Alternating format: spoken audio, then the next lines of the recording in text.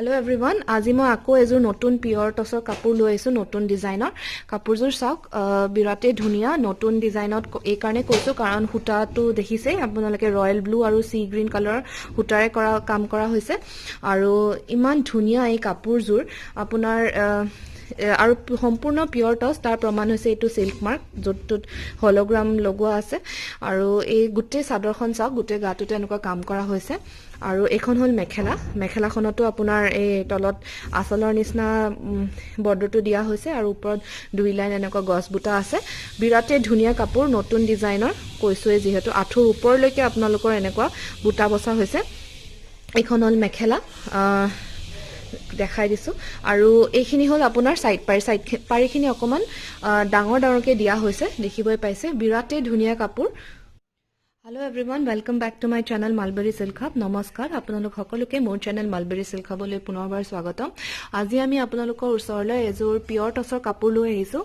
এযোৰ চাওক বিৰাতে ধুনিয়া পিয়ৰ টছৰ কাপোৰ নতুন ডিজাইনত এটো বনোৱা গৈছে আৰু এৰি হুটা আৰু ৰঙা হুটাৰে কাম কৰিছে ফিনিশিংটো চাওক কিমান মিহি কিমান ধুনিয়া কাপোৰযোৰৰ ফিনিশিং আৰু এযোৰ আপোনাৰ ৰং বগাখিনি যোনখিনি দেখিছে এইখিনি এৰি হুটা আৰু এইখিনি ৰঙাখিনি আপোনাৰ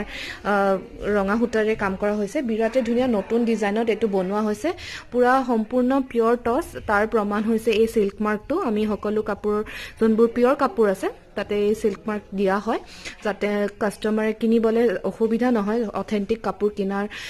মানে তাৰ প্ৰুফ হয় আৰু এইখন হল চাদৰখন দেখিছে গুটে গাতে এনেকুৱাকে বুটা কৰা হৈছে আৰু এইখন হল মেখেলাখনত আপোনাৰ সেম চাদৰৰ নিচিনা আঁচলখিনি কৰা হৈছে আৰু বহুত ওপৰলৈকে এনেকুৱা বুটা কৰা হৈছে আঠুৰ ওপৰলৈকে বুটা কৰা আছে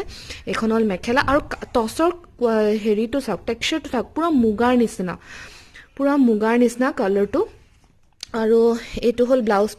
পিছৰ এনেকুৱা এৰি হুটাৰ কাম কৰা হৈছে আৰু লগতে আছে আপোনাৰ